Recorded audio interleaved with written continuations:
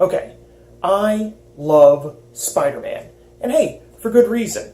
When I was a little kid, he was always at the top of the charts, and my personal favorite. Peter Parker's the everyman. Having great power thrust upon him means he's always been one of the most popular heroes, even today. And hey, the most popular heroes always find a home in the world of gaming. To little or some success. However, the one that game that has always stood out to me featuring the red and blue wall crawler has always been Spider-Man vs. the Kingpin on the Sega Genesis. In fact, this game has always been special to me because it was actually the first game I've ever owned. It's been a number of years, so now I'm going to take a look at it one more time with a more critical eye. Ready? Let's go! Here we have the game's title screen and main menu, and you're given a few strange options. First thing, you're given a difficulty level choice. I always like it when games give you flavorful names for the difficulty levels. Secondly, you have the option of choosing the player's strength. Weirdly enough, that's sort of compelling. With the option to select not only the game's difficulty, but also Spider-Man's strength, you can tailor the experience to your liking and, potentially, add quite a bit of replayability and challenge. Finally, you have the option to select how much webbing you have available. This amount of experience customizability is almost unheard of for a Genesis game. Honestly, I have to give them props for this kind of thing, even if it wasn't planned that way. The story here is that the Kingpin has set up a bomb in the city of New York and has framed the friendly neighborhood Spider-Man for the crime. Okay, I know this is a comic book story, but why the hell would the people of New York believe that Spider-Man would be capable of terrorizing anyone? He doesn't want to be famous, and I'll make him infamous. Oh, right. Carry on. Everything is serviceable enough for an excuse to have Spidey's most sinister of foes show up to the party. Still, I think it's a bit counterproductive for Kingpin to show his ugly mug all over TV. Come on, Wilson, somebody's gonna recognize you, and I don't think anyone is gonna buy that concerned citizen line. Controls in this game are about what you would expect, and Spidey has just about every move you could want. Running, jumping, punching, web-slinging, and even wall crawling are all present and accounted for here. In addition to shooting webbing, you're also able to make a shield that can make some encounters that much easier. But the real benefit to the shield is the fact that you don't get knocked back when you get hit by an enemy.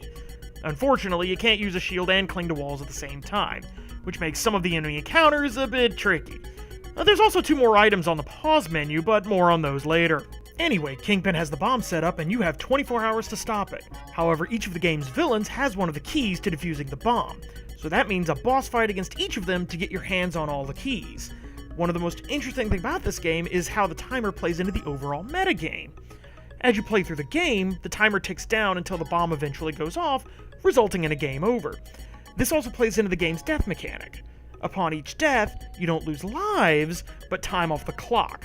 This is an extremely cool mechanic and a great way to get the player invested in the game directly through gameplay. Sure, the system is rather primitive by today's standards, but I'd call it revolutionary for the time it was released. Funnily enough, this mechanic doesn't just apply here, but also to an overall time management metagame. So you might be asking, what about those other pause menu options? Well, this one here is Peter Parker, and selecting this will send Spider-Man back to his apartment to recover from his wounds. Why is this important? 1, your health does not recover between levels, and 2, the game is rather stingy with its health power-ups. Both of these facts will mean that you will need to judge how much more punishment you think you can take before finding some other way to recover, either through rest at your apartment or by finding one of the rare health power-ups. Of course, recovering back at home will take some of the time off of your clock, but you will always lose more time from a complete health depletion. This creates an interesting paradigm. While you're low on life and time, deciding when to retreat can make for some rather harrowing boss fights. Speaking of boss fights, there are a number of classic Spidey villains standing in your way, and each of them requires a different strategy to defeat. Dr. Octopus, the Lizard, Electro, Sandman, and Hobgoblin all serve as stage bosses, each holding a key to the bomb. To make matters worse, Venom will show up during certain points to double team you with the stage boss, to make these fights all the more difficult. You will need to manage webbing to survive these fights, which leads us to the game's final mechanic, photography. Peter Parker sells pictures of his adventures to the Daily Bugle to support his web fluid habit, and this game is one of the very few times that job is a major gameplay mechanic. Here, you have a small amount of film to take pictures of the right things to make enough money to refill your webbing, which, like your life, does not refill between levels. It's not that big of a deal. Just take pictures of the bosses and anytime your Spidey sense goes off and you'll be fine. I just wonder why this mechanic has not made it into another Spider-Man game. Seriously, just imagine the much-beloved Spider-Man 2 on the PlayStation 2, the gold standard for web-slinging, and merge it with the photography system from Dead Rising. Honestly, the overall time mechanic from Dead Rising was sort of an evolution of the one included here. It might not even work all that well, but I'd love to see a Spider-Man game featuring something so iconic to the Spider-Man character. Unfortunately, everything is not well and good in this game. For instance, level design is fairly simple. Half of the game's stages are just a simple run from left to right with no platforming between. The warehouse, sewers, and caves are all fairly maze-like and provide ample opportunity to use your wall-crawling abilities to get around. These levels seem to be designed around using all of your abilities, whereas the other levels are just some flat plain, albeit with the ability to cling to walls in the background, which can be fairly useful in the city streets level. But damn does it feel like these cops can always land a hit even from off-screen, so it doesn't seem to help too much. You'd also think that web-slinging could make for some interesting platforming gameplay, but outside of this part in the sewers, and this part in the caves, you aren't even required to web-sling at any point in the game. Sure, it makes things easier, but I like a game that showcases all of the hero's abilities. Now you've made it through the entire game, beaten all the bosses, collected all the keys, and you come face to face with the bomb that threatens New York City. Well, the bomb and all the game's previous bosses. Although I guess Doc Ock and Sandman didn't get invited to the boss rush party. Fortunately, you don't need to beat all the bosses or even beat them all at once. Taking out Electro and Hobgoblin will make things infinitely easier, so you can defuse the bomb in relative peace. Luckily, you just need to put the keys based on the color of the bomb on display at the time. Once the bomb is defused, all the bosses retreat, and that just leaves one more task: a showdown with the Kingpin himself. And I get absolutely wrecked. Okay, maybe I just need to calm down and take things slow. Hold up. Oh, what's this? I also need to beat him before I captured Mary Jane is lowered into the biggest cliche that exists.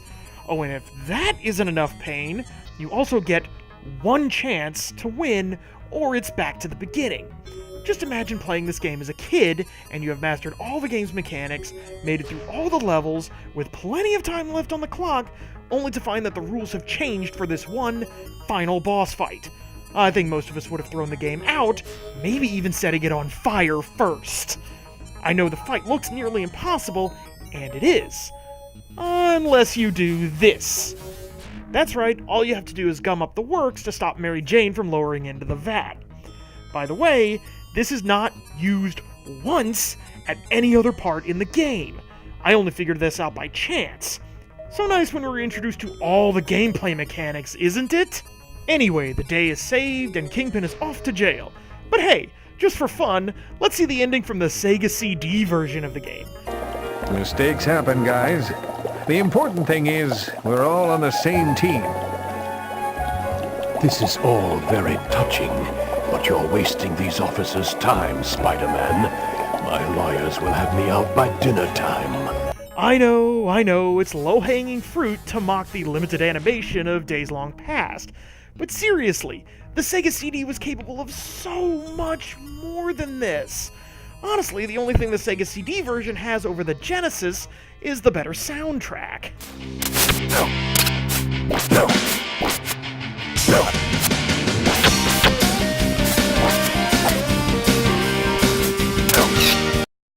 Then again, that is to be expected from CD quality audio. One interesting thing to note is that the Sega CD version's soundtrack was composed by Spencer Nilsson, the composer of the North American release of Sonic CD, as well as Sega CD ports of other games such as Echo the Dolphin and Jurassic Park. I can't be too hard on the Sega CD version of Spider-Man vs. the Kingpin. It does have some interesting features such as the map screen that allows players to select stages in any order, and of course the graphics are fantastic. It also includes extra bosses such as Mysterio and his ridiculous pinball game. Although this version does have some really odd design choices, like having Spider-Man duck after every jump. Although it is fitting to have the character do that, it does kind of go against my gaming sensibilities, because I kind of want to stand upright after every jump. Although at least the game is designed that way, and doing that does help me dodge bullets, so I guess I can't be too mad at it. Overall though, I do feel the controls are a bit clunky in this version of the game. Another interesting thing is the inclusion of alternate endings based on how Spider-Man has finished the game. Although it can be a bit grim, both Spider-Man and Mary Jane can end up dead depending on how the final battle with the Kingpin goes.